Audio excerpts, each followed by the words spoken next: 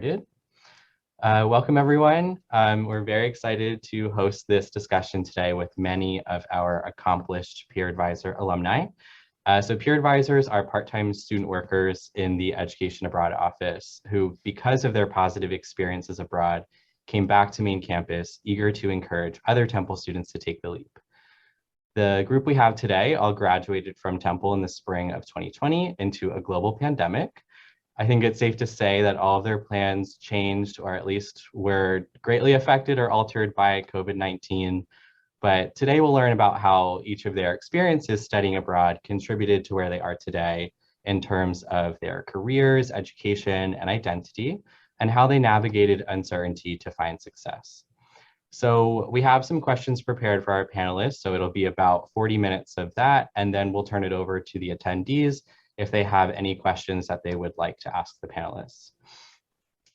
Before we get started, I'll introduce myself. My name is Evan Bassio. I'm the front desk coordinator in the office. So I work very closely with the peer advisors. I'm very excited to see all of these familiar faces. It's been a very long time, just about a year since we've all been together. And I'm super excited to see that in our attendees today, we have some names I'm not familiar with, which is great. So I'm excited to get to know you all and find out, what you hope to do after graduation, and perhaps how study abroad can contribute to that. And Suzanne Wilbur is here today too. She'll be helping me moderate. So Suzanne, would you like to introduce yourself? Sure, I'm Suzanne Wilbur, Manager of Outreach and Communication for Education Abroad, and I had the great pleasure of working closely with all of these peer advisors in the office in their capacity at the front desk as advisors and on their blog posts and other ways that they assisted with our marketing and outreach efforts. So I'm very much looking forward to hearing about what they've been up to and having them share their experiences this past year with all of you. And I will just second, thank you, Evan, for the really wonderful introduction. And thank you to everyone for being here today. Great. Okay.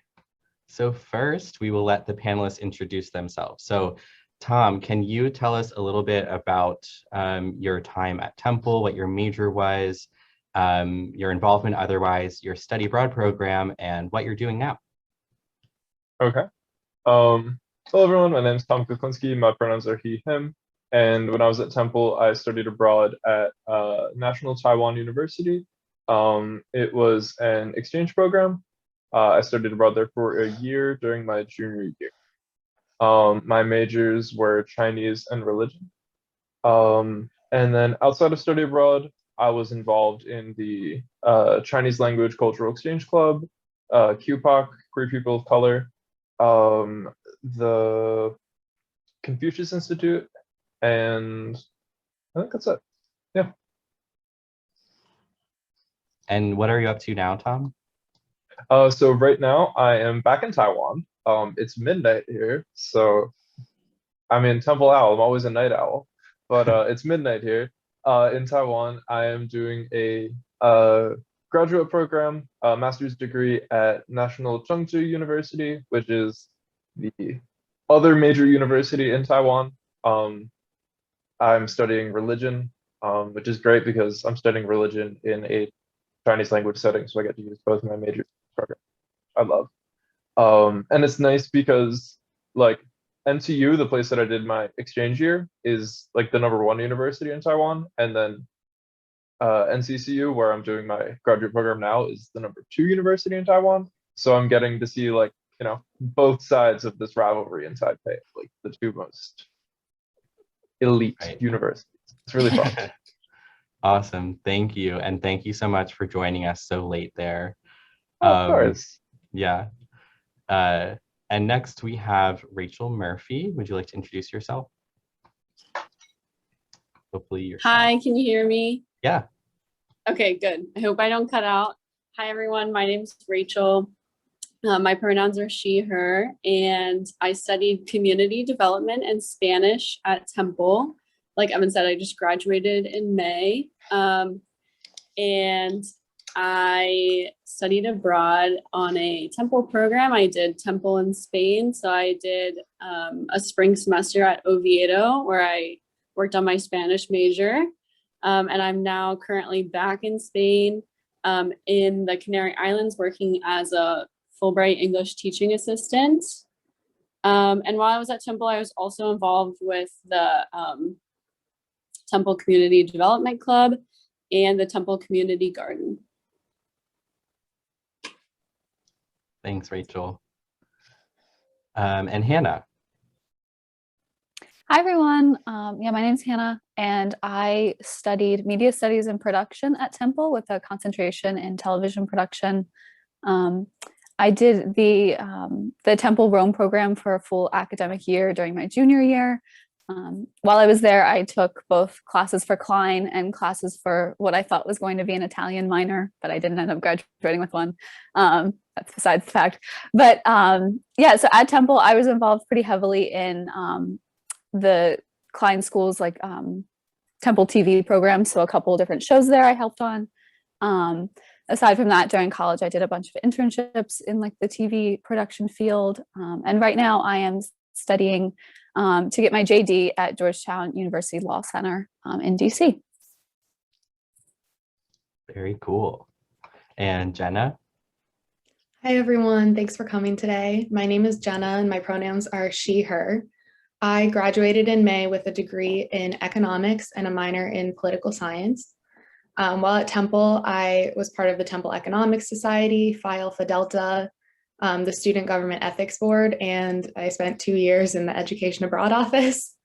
I studied abroad on an external program while I was at Temple. I went to the American Business School in Paris, and now I am in law school at Cornell. Excellent. And Allie? Hi, everyone. My name's Allie. My pronouns are she, her.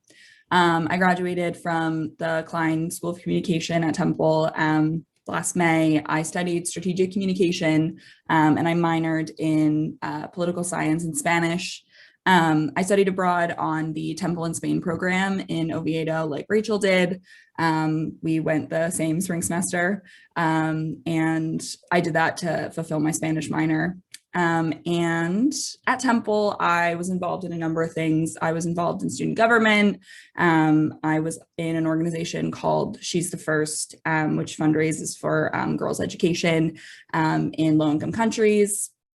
And I have spent the past year working on campaigns. So I went into, when I graduated, my first role was on the 2020 election. I worked as an organizer in Bucks County. And I just recently finished working on a local race in Bucks County. I worked for a local judicial candidate as field director.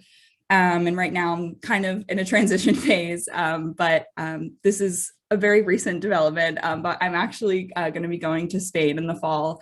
I'm going to be going to Madrid to be an English teaching assistant. So I'm really excited about that. And yeah. Yay, congratulations. Thank you all for introducing yourselves. So I'm going to stop sharing my screen now. Okay. So like I said, there will be time at the end to ask questions. So as we're going through, definitely think about what you might want to learn from our panelists today and write something down, and we'll call on you at the end. So my first question, which is a question that I feel like the peer advisors would get whenever they were working in the office, is why did you choose to study abroad, and who or what played a role in your decision? So I'm going to start with Jenna because she's the first one on my screen. So Jenna, would you mind answering that question? Sure. So I kind of always knew I wanted to study abroad. I thought it would be a great opportunity to challenge myself and get out of my comfort zone, gain a little bit of more independence, which definitely it did all of those things. The person who played the biggest role in my decision was definitely my dad. He didn't grow up in the US, and he always emphasized how important it was to understand other cultures and how big the world really is. So yeah, he always wanted me to go abroad, and it was a great experience. Great. And can I ask, why did you choose the American Business School in Paris specifically? So I took a lot of French courses in high school. So I had some French language skills already, and I really wanted to be able to develop them further. So I knew that being in a French speaking country would be helpful for that. And then to choose the actual specific school, I looked at what courses were available. So the American Business School had both economics and business courses so that every course that I took there applied directly to my degree.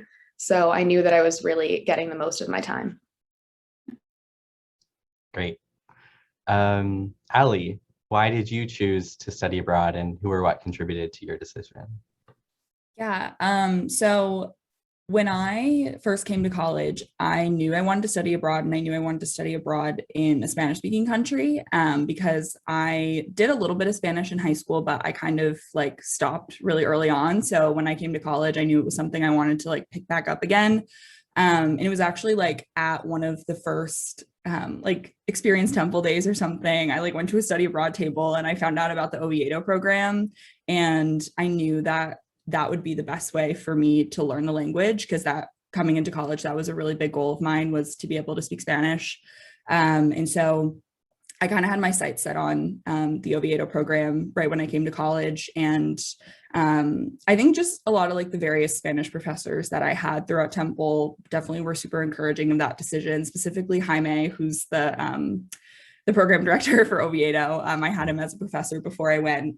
And of course, like he was so encouraging to do that program because, you know, that's his program. But it was, I think just my like want to learn, my like desire to learn Spanish played the biggest role. And it definitely was the best choice I could have made to learn the language, to be like that immersed in the culture and like living with a host family, living in a small city where not many people speak English was definitely like one of the best choices I've made in college. So.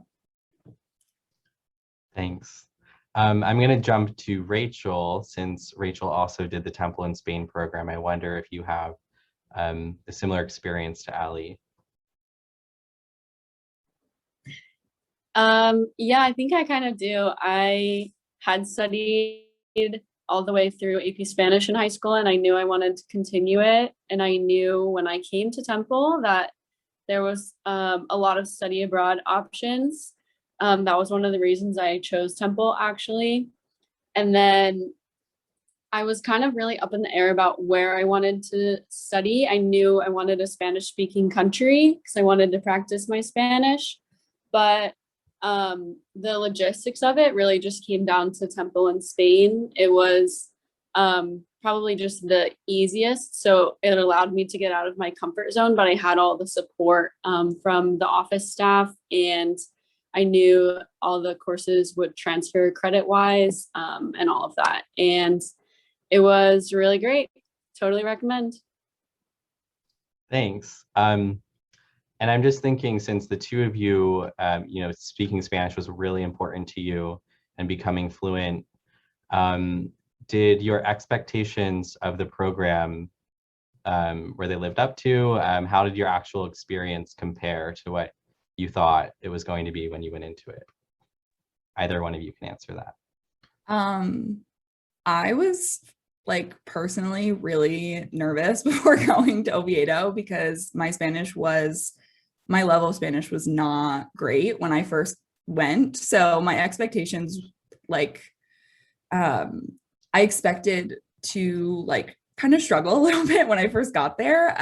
But I knew that like that you like have to kind of get over that hump in order to learn. Like you have to like put yourself out there and like it's going to feel a little bit uncomfortable when you're in a new place where you don't really speak the language, but that's like how you're going to learn. And I think the program definitely like exceeded my expectations. I think I learned more than I thought I would. I like underestimated how important it is to like live with a family who like doesn't speak the same language as you, and like getting over that language barrier was so important to my learning.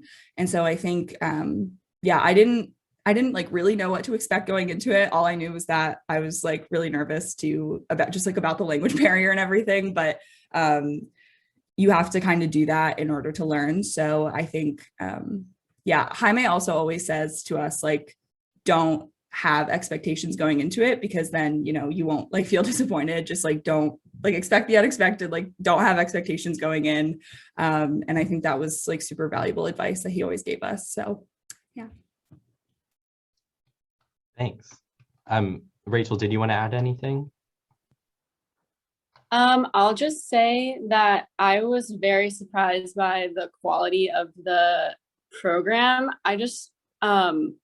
It was so cool to be around in school with other Spanish language learners who were learning Spanish as another language. And I thought that really added to the experience, because not only did we have, like Allie was saying, the immersive like host family and small city experience, but then we were able to meet other students from China, from France, like other places in Europe, and that was really cool too. Great, thanks. Hannah, why did you choose to study abroad, and who or what contributed to your decision? Sure. So like everyone else, sort of, I knew I wanted to study abroad from the moment I applied to colleges. And that's one of the reasons I picked Temple, was just because there were so many study abroad programs, so many options for students. And one of the contributing factors was I'm a first generation college student. And prior to studying abroad, I had never left the country before, and neither had anyone in my family. So going to college like by itself was a big step. So I knew I wanted to continue to push myself outside of my comfort zone and do something completely unfamiliar. And I chose Temple Rome for a couple related reasons. One, I just wanted a program that was going to be like easy to actually like just like apply for, and like logistically easy. I was really glad that like Temple Rome obviously was like a Temple campus, and my financial aid transferred and everything like that just made like such an unfamiliar situation a lot easier, calmed a lot of my nerves. And then in addition to that, I've always just been interested in like Italian language, Italian culture, and Italian art. I'm really into art, and I didn't choose to study art in college. So that was one way I was hoping to seek out that interest by taking some like art history classes at Temple Rome. And yeah, I took some Italian language classes prior to my study abroad year. Really enjoyed the language classes and was like very encouraged by my professors to go to Temple Rome.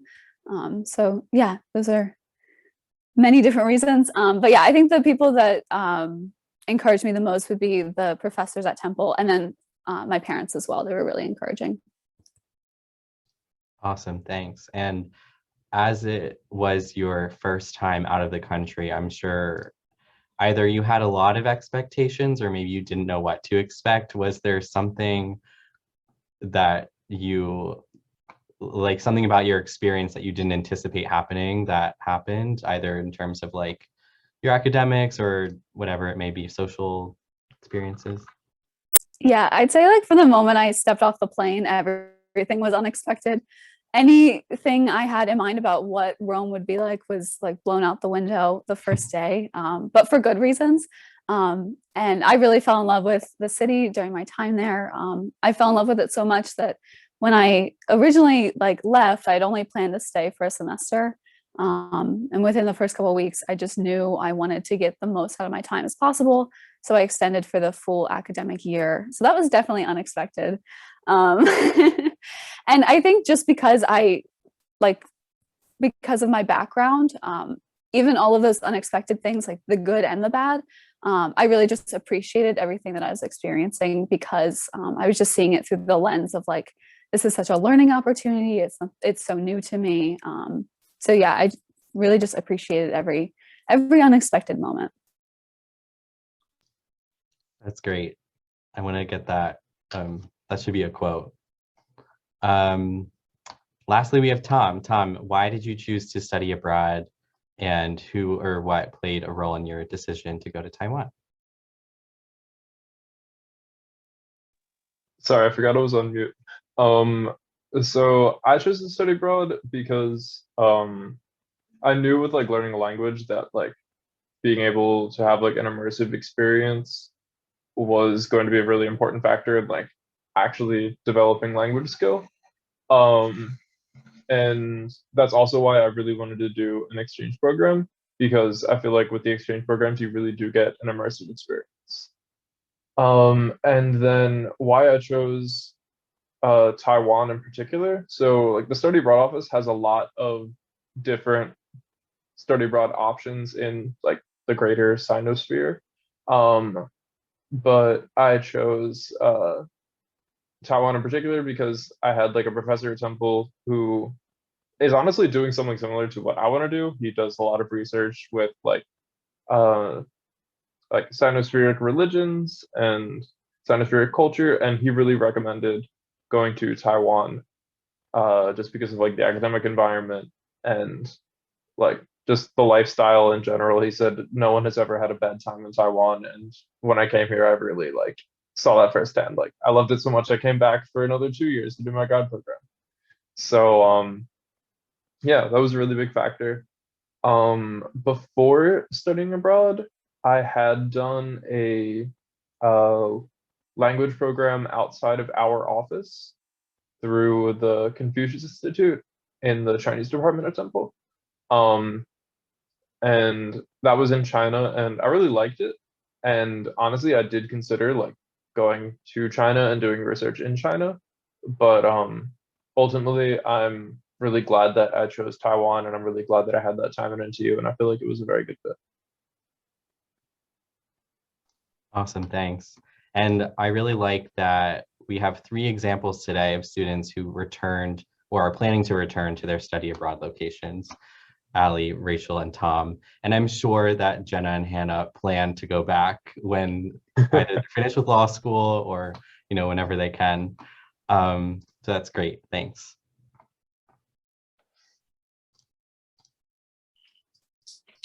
To me. Yeah, sorry.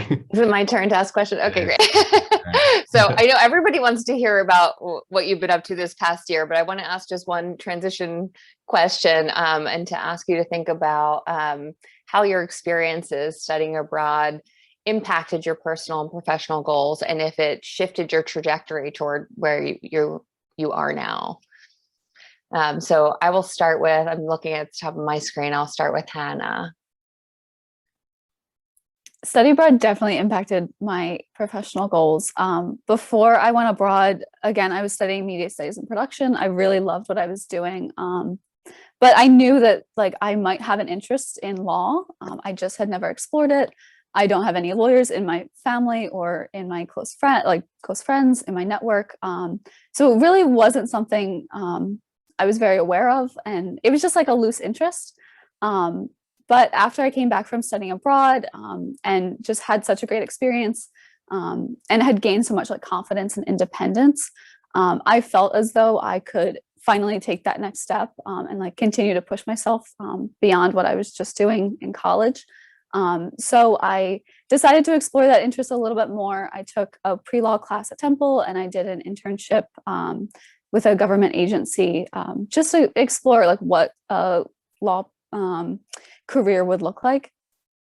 And I was really happy I did that. I ended up really falling in love with what I saw and what I was doing, and decided to just take another leap of faith and do something new and unexpected. So I applied to law school and wasn't even sure if I was going to go. I just applied. And then I got into some schools and thought, you know, why not? There's a pandemic happening, so I might as well go to school because I got into places.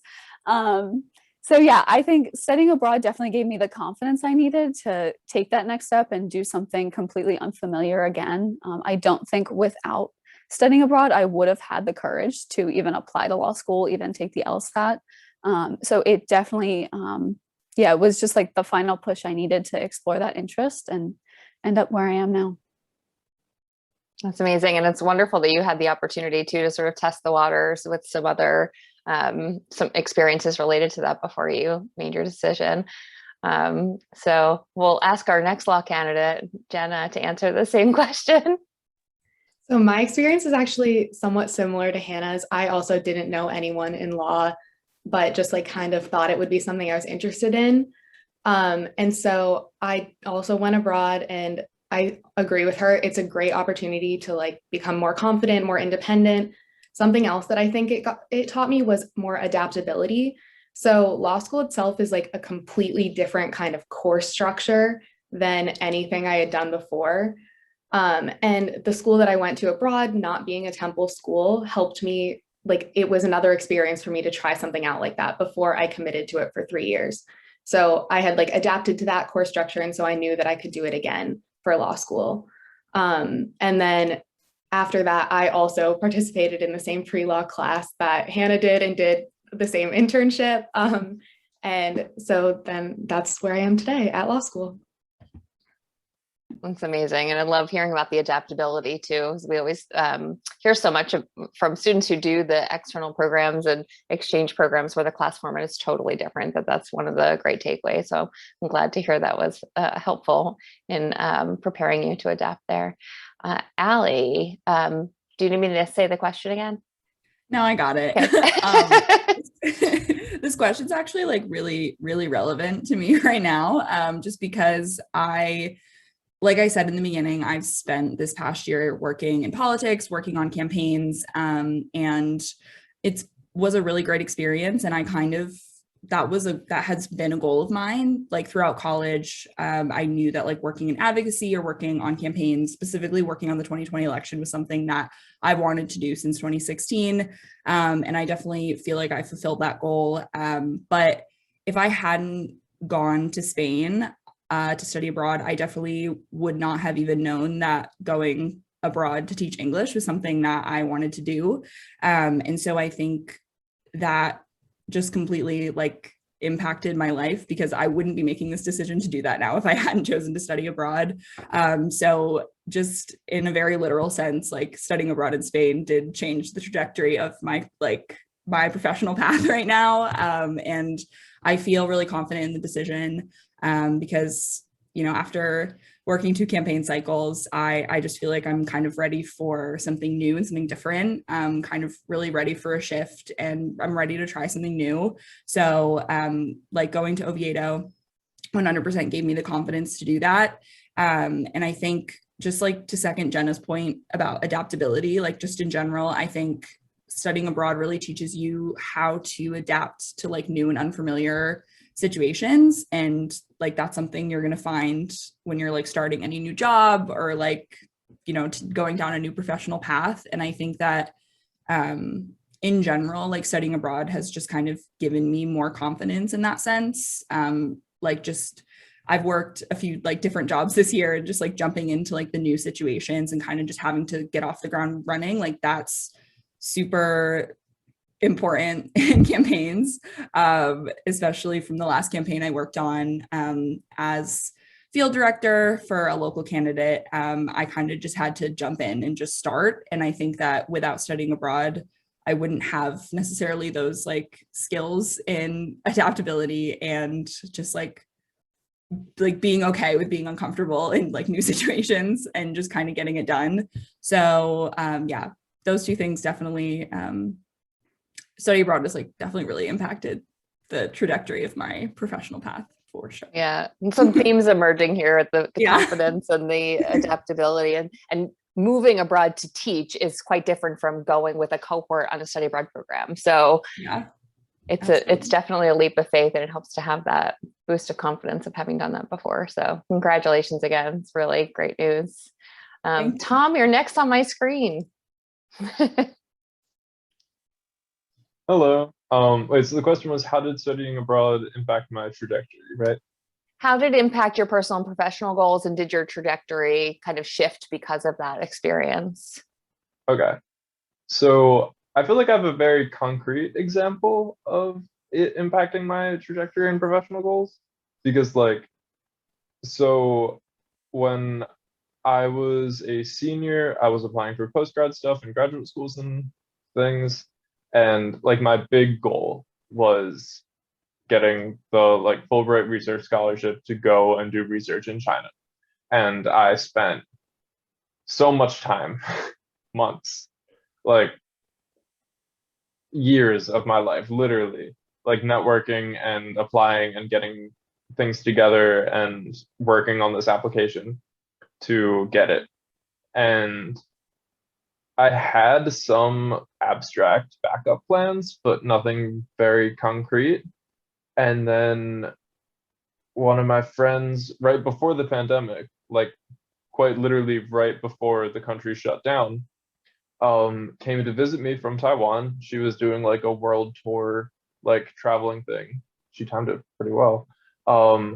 And she arrived in Philadelphia and she was like, "Oh, you were going to apply to NCCU's religion program, right?" And I was like, "Oh yeah, like I thought about it, but I don't know, like wasn't really sure if I wanted to do it." And she was like, "You definitely should." And I was like, "Okay, I'll think about it." And then ultimately, I wound up spending about 36 hours doing this application right before the deadline. And then America, specifically East Coast America, was the last stop on her world tour. And I missed the mail-in deadline. So I printed out my application and sent it home on an airplane with her, and she hand delivered it to my university where I'm now getting a master's degree. So like, because of that connection, I am in my grad program today. So like, I know it sounds cliche when you're studying abroad that it's like, oh, like, you know, it really is a big impact on your life and like, oh, it changes so many things, but it really does. Because like, you're not just studying abroad, you are like living abroad and making relationships and like making new connections while you're in a different country. And like, if you do ever decide to go back, those are people and those are connections that you can depend on to like help you out. And in my case, like it really did help me out. If I didn't have my friends come visit me in America, I wouldn't be sitting in an apartment at like midnight 30 talking to y'all on Zoom today. So yeah. So studying abroad really did impact my trajectory and really did impact my professional goals. That's such a great story. Thank you for sharing that. I love hearing about those connections. It's sort of like meant to be, seems Yeah, like. it really was. So that's very cool. And thanks for staying up so late to be with us. I know you're a night owl, but we appreciate it. All right, Rachel, would you like to answer that question? Yeah, so I think for me, study abroad was the first really like inspiring part of my post-grad experience, even though it was still during undergrad. Going to Spain for the first time made me realize like, oh, I could come back. Oh, I can continue my Spanish studies after college, which then led to me applying for Fulbright, which led to me coming back to Spain, being here teaching. And then I actually just today was attending a conference between young leaders from the United States and the European Union, talking about my other major, community development, so building inclusive cities. And then we were talking about what are the most important steps? Oh, probably education and making sure that everybody has equal access. So it's just this big full circle for me of blending my majors and continuing to hone in on what I'm really interested in doing. And, you know, of course, part of that has always been for me learning about new cultures, continuing my Spanish education, and living in different parts of the world. That's amazing. And how was your fluency when you arrived back in Spain? So it had been probably almost 9-10 months since I had been in a Spanish class, because that's another thing with everyone else. I was also had to be very adaptable and flexible, which I learned when I was in Spain the first time, but because my program got pushed back from September to January, so I didn't arrive here until January, and I hadn't taken a Spanish class in a while. It was a little tough, but yeah, I mean, ultimately, you're in that immersive environment. And I had friends here who were also English speakers, so I had that comfort level as well. That's a good segue, I think, to our next question about what the last year has been like. Evan, I was thinking the same. Yeah, perfect segue. Thanks. Yeah. So yeah, Rachel and Tom both touched on this a bit. But like, what has the last year been like for you? I know that's a really loaded question, but how have you had to adjust to COVID-19? And have you needed to pivot or innovate to either land your current position or change the way, change your trajectory in some way? So I guess let's start with Jenna. So COVID hasn't really changed my trajectory much because by the time when I was committing to Cornell Law, we didn't really know it was going to last this long. I kind of just had assumed it would be over and everything would be normal. But I think Hannah will agree with me on this point that the first year of law school is just like a bunch of unknowns and you don't know what you're doing at all at first. So mixing that with everything else has been quite an experience, like not knowing if my classes are going to be in person and also not knowing what my classes are or like how to answer questions or how they're going to be taught has been a lot. And I do think that studying abroad actually helped me with that. With everything that we were talking about earlier, with having to adapt to like different professors and different languages, and even just like when you have to talk to people on the street and you're not used to like the language that they're speaking, like that kind of adaptability really helped me, I think, get through this year. And I think it would have whether there was COVID or not.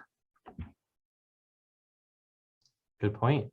Hannah, do you want to speak on that? Yeah, I agree with everything Jenna said. I mean, just one point, like the law is like a whole new language by itself, I think. And so, like Jenna said, like that adaptability, like being comfortable in a situation you're unfamiliar with really helped. Both, I'm sure, like if we were in person or if we were remote, it would have helped. One thing that, you know, people in law school love to talk about too is ambiguity. And that was one thing I even felt like I experienced studying abroad. And I was just like, oh, like in an unfamiliar country, unfamiliar language, different cultural norms, like there was so much ambiguity just every day, like what was going on. I had no idea what the people on the street were saying to me half the time. So that really helped in law school just because it was something I was already comfortable facing. And so when my professors were talking about ambiguity in the law, like it didn't feel as scary, even though I still felt like I was scrambling to figure out what was going on all the time. So yeah, that I think just like the being comfortable in unfamiliar situations really helped. And then also the confidence and independence that we talked about before. I think like law school people really like to talk about like study groups and like leaning on one another to learn. And because everything's remote right now, we still get a little taste of that, but a lot of my schoolwork is just like by myself in my room. And so I've really had to lean on those like independent skills that I gained studying abroad, because my education really is like on my own shoulders this year. Whereas I'm sure if we were in person, I could, you know, lean on my classmates a little bit more just because of, you know, like the natural course of just like talking to people after class or seeing people in the library and working through tough problems. So yeah, I think COVID definitely did change like, you know, law school, but the study abroad skills really have helped me get through this past year. Did I answer the question? I don't know. Yeah, Sorry. you did. Yeah. Okay. Definitely. Thank you. Didn't mean to ramble. No, you made a lot of really good points. And I think if anything, if our prospective study abroad students could have learned anything from this past year, it is like how to navigate ambiguity and uncertainty. So perhaps if they do study abroad in this kind of post-COVID world, those skills that they gained even from living through a pandemic, even if it's just domestically, will also translate into the study abroad experience. And then afterwards, double the ambiguity from just like a normal study abroad experience. Like you have to be comfortable navigating those situations where either you don't speak the language, you're unfamiliar with the structure of courses like Jenna mentioned and stuff like that. So I think that theme of uncertainty is just, it has always been with education abroad, but doubly so with COVID-19, and that's great. So moving on, let's see, Allie, how has it been for you? I know you've talked about it a little bit, but I guess how was campaigning for you during COVID-19? How did you navigate that? It was wild. So it's been a wild year, that's for sure. So it was completely like uncharted territory for everybody on the campaign that I was on, the first campaign I was on, which was I worked for the Pennsylvania Democratic Party's coordinated campaign. So it was basically from the presidential ticket down to the local candidates.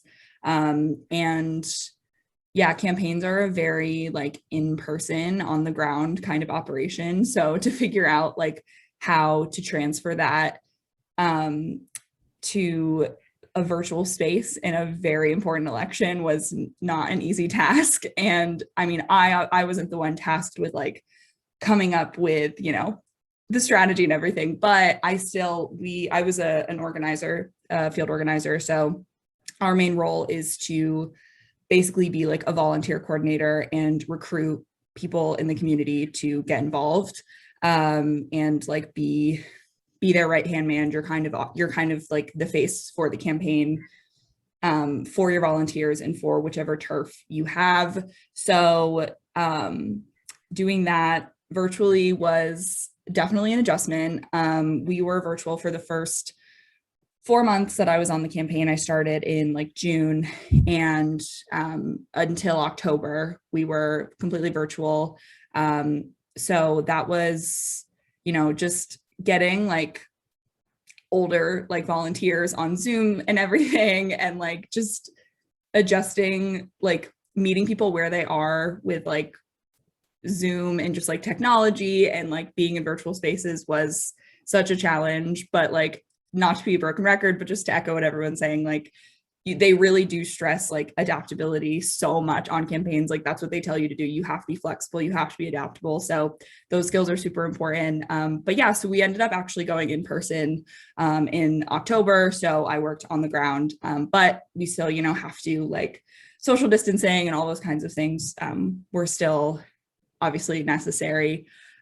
So yeah, it was a lot of really new things to navigate. But I felt lucky because the job market is obviously has been pretty rough this year for a lot of people, but campaigns are still something that has to happen regardless of a pandemic or not. So whether or not it happens is not the question. It's just like how it happens. So I was lucky that since that was my goal, it was still pretty achievable to do despite the pandemic, just because they still need staff regardless. So yeah, it was crazy, but it was a lot of fun. It was a really great experience. Obviously came out in the end feeling pretty great. So, but yeah, it was great. And then I went on to the local race, and that was, you know, all in person and everything. So I don't want to talk for too long, but yeah, that's kind of what it looked like for me for this past year.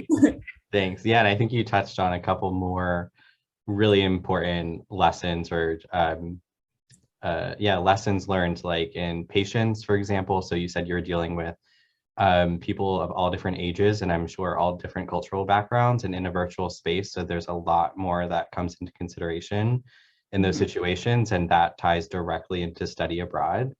You know, finding that cultural humility to navigate those experiences as well. So that's excellent. Also Spanish too is like was a big thing that ended up being pretty useful on the campaign. I didn't have a ton of Spanish speaking volunteers, but I did have a couple. So oh, awesome. That's great. So let's see. So I think we're already at 12:48.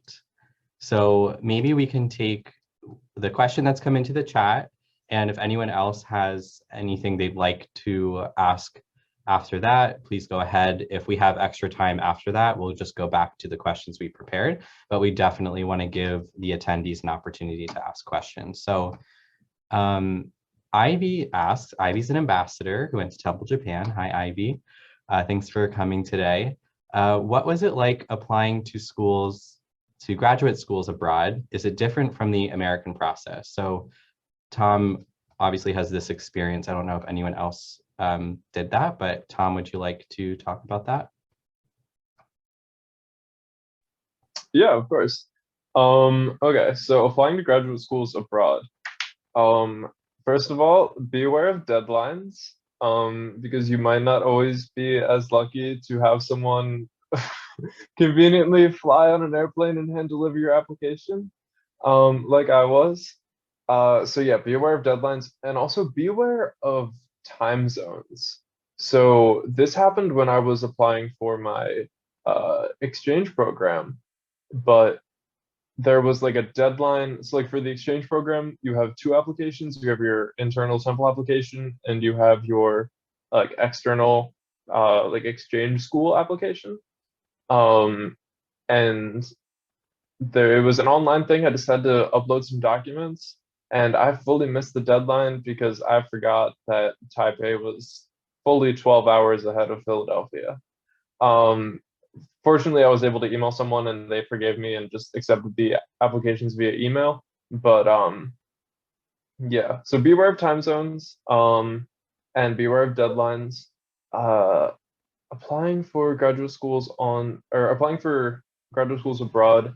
Also look into getting your foreign language certification if your graduate program is going to be in the like native language of your country.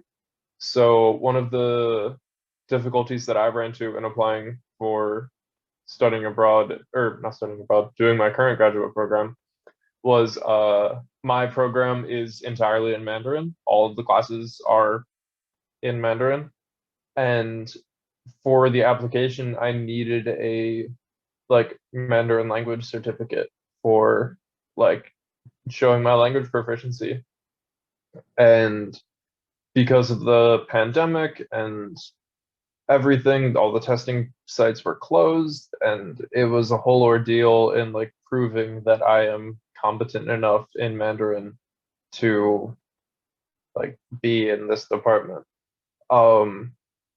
And I had a special circumstance because of COVID where they were more understanding of like, oh yeah, like of course everything's shut down. But in general, just like make sure that you get your foreign language certification and stuff in order. Sometimes they also want weird documents as well. Like I got halfway through applying to a graduate program in Hamburg, Germany, and for some reason they wanted my high school diploma and high school transcript as well. I don't know, but I know that they wanted it. So like if you're like me and you procrastinate, don't be like me and procrastinate. Look through the entire application just to make sure that you have everything. And then you can procrastinate and do all that stuff later. But like the first thing you do when you're like, oh, I want to apply to school in Germany, I want to apply to school in Japan, I want to apply to school in Taiwan. Even if you're not ready to do the entire application, just make pretend and be like, oh yeah, like just fill in random stuff and just look through, get as much information as possible when you're in the early stages of applying. So that way you know what you're getting into when you're actually ready to submit, because there are going to be surprises regardless, like your high school diploma and high school transcripts. I didn't apply for that program because I don't even know how I'm supposed to get those things. But anyway. Got it. Okay. So don't procrastinate. Maybe make a checklist of Yes. things that are required. Understand that there could potentially be things required for graduate school applications abroad, very different like your high school diplomas, and that's not required domestic programs. And I guess, so Rachel's doing a Fulbright program, which although it's not necessarily a graduate school program, it is a very lengthy application process, very involved. So Rachel, do you want to speak about what that was like? Yeah, of course. So there's the initial application phases, which Tom was saying, and I fully agree that he spent years working on his. I was lucky. I only had to spend like 2 months working on mine for the English teaching. And then after I was accepted, there's a ton more paperwork to do, including you have to get like a physical exam to make sure you have to apply. You have to get a background check to be sure that you're allowed to work with children. Once you arrive in the country, you have to, of course, show that you are PCR negative for COVID. Then you have to go get your residency cards. And if you're like me and you try to renew, then you have to also wait so that you can renew your visa to come back in September, which is my current ordeal in terms of figuring out how I can come home to the US, but still be able to return in September in time for the new school year to begin. All of that to say, there's always lots of paperwork, and cultural differences can sometimes make it interesting or more difficult. For example, Spaniards are very go with the flow, very chill. Offices are only open from 9 to 2. So sometimes it's hard to actually kind of get things done, but that's okay because it'll work out in the end if you just keep your head up and, of course, turn to your resources and your social network that you make wherever you go, because you'll always be making new acquaintances or friends or professors that you can turn to help you in these kind of situations. Thanks. I know If all I can about just- that. Oh, sorry. Sorry, Tom. Go ahead. I was just going to say, if I could just add on to that, one thing Rachel brought up that I didn't bring up, which is very important, is medical examinations and visa applications and all that. One of the especially just in terms of like cost, one of the biggest things that I ran into when I was getting ready to go to Taiwan, and also when I was applying for the Fulbright as well, was that like each of these programs required their own medical like forms as a part of the application and medical examinations, which, especially considering like the healthcare system in America, can be a big cost for a lot of people. And sometimes they require weird things like chest exams and like lung x-rays and just random out-of-pocket expenses.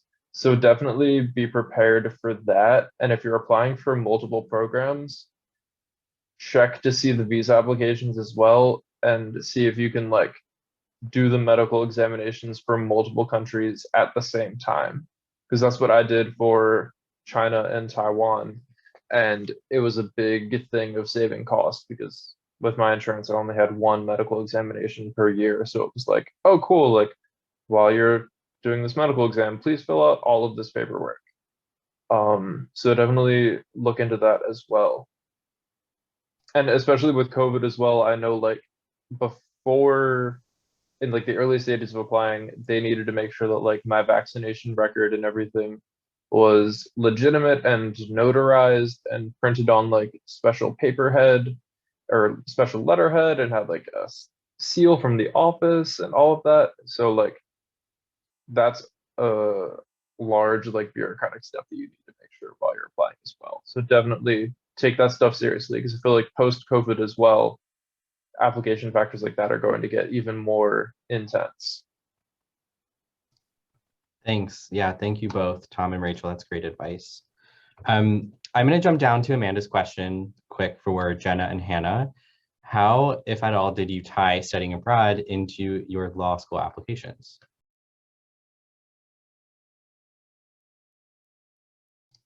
Hannah, you can go ahead. Okay, I don't know if mine's going to be the best answer, but I honestly didn't tie study abroad into my application, primarily because I was switching from such a different like field into law. I wanted to tie in my experience in like television production more to like why I was now interested in the legal profession. So that's more so how my applications looked. But I've been able to tie study abroad into a lot of my like current job interviews for like my like first year summer internships. It's on my resume still, and a lot of employers have just been asking about it like conversationally. So I've been able to tie it in to my current interest in the law by talking about like potentially hoping to one day maybe work in a foreign office, like in London or something. And also just talking about all of the skills I gained that I've already talked about, like the independence, the adaptability. So yeah, it didn't come up really in my application, but it's come up a lot since I've been in law school. Maybe Jenna has a better answer to that. It was a good answer. Don't worry. I actually have a similar one. I also did not include it in my actual application, like in my personal statement or anything. It was on my my resume and like my educational history, but I didn't write about it really. And I agree with what Hannah said. It has come up since, and I've included it in like cover letters as to like why I might be suitable for a position is because I will have these skills that I gained while studying abroad. A piece of advice that I got because I was considering putting it in my personal statement is just that you have to be really careful how you talk about it, because if you just mention study abroad, it can come off in a kind of like a little childish way. So you have to make sure you're talking about what you gained from it and all of like the challenges you faced, and not just the fact that you went. That itself doesn't really do much for an application. Right. That's great advice. I just want to point out, though, that we did have in the previous cohort of peer advisors, Samantha Porter applied to law school, and her study abroad experience, her takeaways, what she gained from it, the challenges, those things were really central to her application essay. And the dean from the law school who accepted her and gave her a 95% tuition scholarship or something, wrote her a personal message and said that that part of her essay was and contributed a great deal to why they gave her that scholarship. So it can work, but as Jenna said, you have to really be purposeful about, and that's true, I think, generally when you're using your study abroad and interviews and applications to really be able to articulate what you gained from your experience. Do we have time for Gwen's question? Yeah, I think so. A couple minutes. Gwen, did you want to unmute yourself to ask? Yeah, I can stick around a little too, if that's necessary. Okay, thank you. So I studied abroad last spring with the Temple Rome program, and we all know how that went. But even before that, I was hoping to study abroad again, just because it's like always been something I wanted to do. My mom always talked about her experience in college, and I hope to work internationally as well. So this time around, I'm looking to go to the American Business School of Paris. And I remember you mentioned something about how like the course structure was different. So I was wondering if you could explain that a little bit more, as well as just like anything you think I should know about that program specifically as I'm like starting my application. So even just the application process itself for ABS is pretty different. It's a lot more independent. So Temple didn't do much like hand-holding for me and like helping me get there. They gave me all the information that I needed, but I had to like take the action myself. So like I had to take a bus to DC to get my visa instead of just turning in my visa documents to the study abroad office, which is one of the reasons that like the Temple Rome program is so like logistically easy, as Hannah was saying earlier. So that part is like the application part, you're going to have to like be a little bit more independent in. As far as the courses, what I was talking about is, so at Temple, like, and I think a lot of universities, like there's often like homework or essays that you turn in throughout the semester, or like group projects that you do throughout the semester, and like things that you do every day. Like you always have something to be working on. That wasn't really the case for me at ABS. In some of the courses, there were some projects like that, but for the most part, it was like a midterm and a final, or just a final. So one thing that I really had to work on was my time management skills, because I couldn't leave all of my studying and like outlining of the course to the last minute, because I was going to have to do all of it. So there weren't like assignments every week to force me to keep up with things. You really have to do it yourself. And if you're not careful, all of the other wonderful things about study abroad can kind of get in the way. So you have to really push yourself a little bit differently than you have to in other style courses. Did that make sense? Yes, that did. Thank you. Okay. Is there anything else about like the maybe like the visa like application process, or just anything about the American Business School in general that I should like know about beforehand? Like I'm fairly certain like I'm gonna go as long as they accept me and everything, but just like anything I should know ahead of time? Yeah. So the visa process itself can take a while. So my advice for that is just to do it as soon as possible. Like look into what you're going to need, what documents you're going to need. And so for me personally, the like time frame in which they say that they'll process the visa was too far away. Like it was too long of a time for me to do it over like my winter break to go spring semester. So I had to do it while I was still in Philly. So like look into like where you might have to go, and like how you're going to get there and like things like that. That was the most like logistically challenging part of the visa process. Beyond that, it was really fine.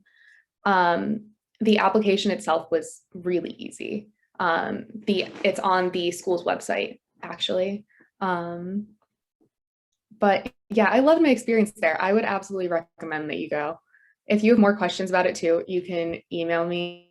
I'll put my email in the chat later, or maybe Evan will send them out. I don't know. Yeah, I'm happy to talk about it more. Yeah, thanks, Jenna, and thanks, Gwen, Thank for you. asking. I can definitely, when I send out the recording, I can include the panelists' emails so that anyone can email them questions they have about what they're currently doing or their study abroad programs. That is a great idea. So with that said, we're 5 minutes over, so we're going to end here, but thank you so much to our panelists for coming today, some of whom are on different time zones. So we extra appreciate you guys. And just, I think this was excellent. I learned a lot. I'm so happy to hear that you are all doing such great things and, you know, having so much success, and Allie just discovering, you know, this new opportunity that's so exciting, and everyone's doing really well. So I'm super happy for you guys, and thank you. Thanks, everyone. This was fun. Thank you. Thank you all. I've missed you, and it was so great to see everybody. I'm so glad you're doing well. Wait, what happened? Thank you too, Evan. You're welcome, Evan. I'm gonna We love it. You're welcome, Evan.